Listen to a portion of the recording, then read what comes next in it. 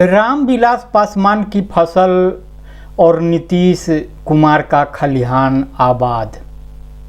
चिराग पासवान फिर गुल खिलाएंगे, पर महक किसके दरवाजे जाएगी? जी हाँ, नमस्कार, मैं राकेश रंजन। बिहार की सियासत में एक पुराना खेल फिर से शुरू हो चुका है। सीटों की सौदेबाजी, टिकट के ठेके और गठबंधन की गोटी फंसाने वाले तीन धुरंधर लोजपा, हम सेकुलर और उपेंद्र कुशवाहा की आरएलएसपी। लोजपा रामविलास चिराग पासवान की सदारत में, हम सेकुलर जीतन राम मांझी और आरएलएसपी उपेंद्र कुशवाहा। अब जरा गौर से सुनिए राजीव रंजन दास की बात पर।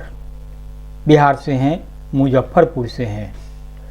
राजीव रंजन दास न सिर्फ प्रोफेसर महंत श्याम सुंदर दास के बेटे हैं, बल्कि बिहार की सियासत की धड़कन को भी बखूबी समझते हैं। राजीव जी कहते हैं कि 2015 की हार, यानी 2015 की एनडीए की हार की बड़ी वजह वही तीन छोटे दल थे। रामविलास पासवान की लोजपा, जीतन राम मांझी की हम और उपेंद्र कुशवाहा की आरएलएसपी। तीनों ने मिलकर टिकटों की ऐसी सीना झपटी मचाई कि पूरा एनडीए सिर्फ 59 यानी 60 से एक कम 59 सीटों पर सिमट गया और उसमें अकेली भाजपा को 53 सीटें मिली। बाकी तीनों मिलकर सिर्फ 2 सीटें, यानी रामविलास पासवान की पार्टी को 2, जीतन राम मांझी के हम को 2 और उपेंद्र कुशवाहा की पार्टी को 2। यानी बंदरबाट का नतीजा ये निकला कि बिरयानी का निवाला भाजपा के हाथ आया ही नहीं और टिकट की हड्डियां चूस ही गठबंधन हार गया। गठबंधन एनडीए, नेशनल डेमोक्रेटिक एलायंस, राष्ट्रीय जनतांत्रिक गठबंधन। तो 2015 की ये कहानी अगर आपको पुरानी लग रही हो तो 2020 की तरफ भी नज़र घुमा लीजिए। नीतीश कुमार ने खुद भाजपा को कई बार कहा था, भाई लोजपा को कम सीट दो, नहीं तो जदयू डूबेगा। भाजपा को लोजपा की लोकसभा जीत की चमक ज़्यादा भाई यानी पसंद आई। नतीजा, लोजपा ने अलग होकर चुनाव लड़ा और खासकर जदयू के खिलाफ अपने उम्मीदवार ठोक दिए, तो जदयू को भारी नुकसान हुआ। लोजपा खुद भी एक सीट पर सिमट गई और जीतने वाला विधायक भी बाद में कहीं और उड़ गया। बहुत दिनों बाद पता चला कि वो नीतीश कुमार के खेमे में चला गया। तो होता है इस तरीके से सियासत में। तो अब आज की जमीन देखते हैं, तलाशते हैं कि अब 2025 में फिर वही स्क्रिप्ट लौट रही है। सीटों का बंटवारा, छोटे दलों की बड़ी मांगें और भाजपा जदयू बीच तनाव का नर्तन, यानी नाच भी कह ले, नृत्य, जो भी जिस तरीके से कह ले। तो भाजपा के भीतर भी अब घमासान है। पार्टी अनुशासन से ज़्यादा अब पैराशूट नेता तय करते हैं कि उम्मीदवार किसे बनना है, किसे बनाया जाए। माने उम्मीदवारी जो तय करने की बात है वो पैराशूट नेताओं के जिम्मे है। संघ से जुड़ा कैडर हाशिए पर है। पुराने कार्यकर्ता ठोकरे खा रहे हैं और इम्पोर्टेड नेता मीडिया मैनेजमेंट से चमक रहे हैं। नाम आप नज़र दौड़ाएंगे तो मुझे नहीं लगता कि बताने की ज़रूरत है। जनता की जमीन से उठी प्रतिक्रियाएं क्या कहती हैं?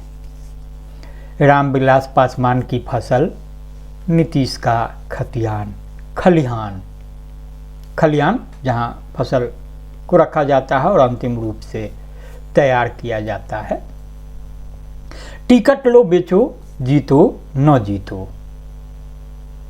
भाजपा को अकेले लड़ना चाहिए, चाहे 10 साल और लग जाए।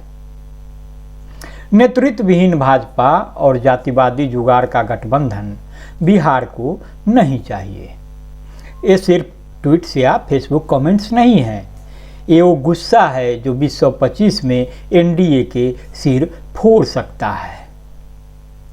तो अब जरा इन तीनों दलों यानी लोजपा रामविलास, चिराग पासवान की पार्टी, जीतनराम मांझी के हम और उपेंद्र कुशवाहा की पार्टी का रियलिटी चेक जो है वह भी करते हैं, तो उसको भी सुनिए। लोजपा पार्टी छोटी पर भाव बड़ा। हर चुनाव में दुकान सस्ती है, ग्राहक कोई भी हो। हम सेकुलर पूरा नाम है। तो मांझी को, जीतनराम मांझी को सीएम बनने का सपना छोड़ नहीं रहा, भले हर बार उनका खुद का क्षेत्र भी हाथ से निकल जाए। आरएलएसपी कुशवाहा जी शिक्षा की बात करते हैं, पर खुद की राजनीतिक गिनती हमेशा शून्य पर ही अटकी रहती है। तो राजीव रंजन दास की बात कर रही थी, मैंने उनके हवाले से शुरुआत की थी। तो राजीव रंजन दास कौन है आप समझ गए होंगे, बिहार की धरती से ही हैं, मुजफ्फरपुर से हैं, जिले से।